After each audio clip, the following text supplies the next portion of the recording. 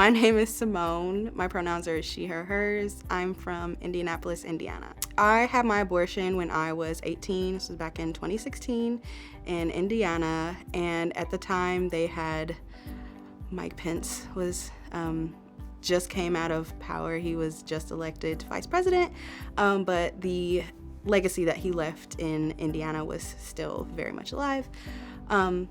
There were waiting periods and a lot of barriers in place. When I found out that I was pregnant, I had taken a dollar store pregnancy test and that one came back negative. And then so I was like, it's a dollar store test, it's cheap, it's not gonna work. I got a clear blue test and that one came back positive. And it was just a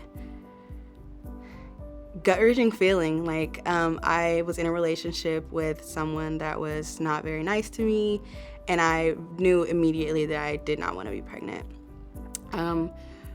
The first thing that I did was research like abortion Indiana. Like that's literally what I typed into Google, and the first thing that came up was a crisis pregnancy center. I won't name it just for legal purposes. I called them and I asked them where, like, can they help me get an abortion?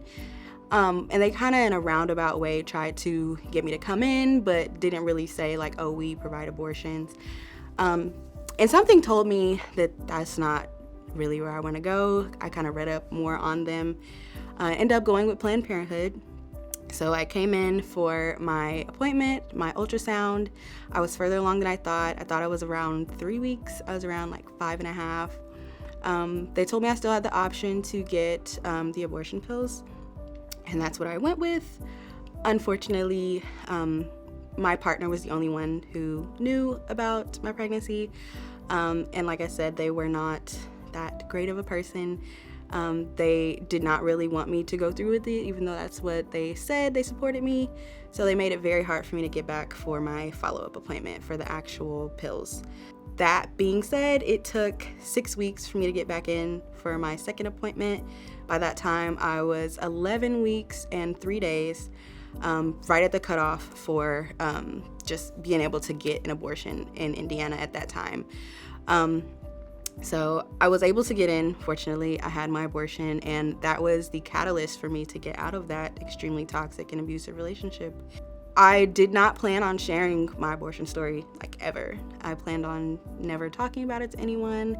I felt a lot of shame at the time because of the way that I was brought up and not knowing very much about abortion.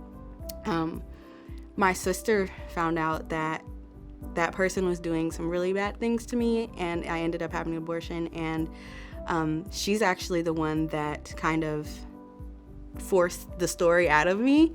And in a way, like, at the time I was really upset with her, but when I think back on it, I would not have had the confidence and felt supported to tell my story publicly if it had not been for her telling me, like, this is something that so many people go through, and she gave me permission to talk about this. She, with her first pregnancy with my nephew, that was one of her options, and she chose a different option, and I chose a different option, and both of those decisions are valid. I credit my sister with making me feel supported in those, like, first weeks and months post-abortion for me, and that's how I got where I am today, really, and feeling empowered to speak out by someone who had a lived experience like me. That's what I kind of want to leave folks with my story, is that, like, whenever you're ready to tell your story, just know that it impacts everyone around you in so many different ways, and it can empower people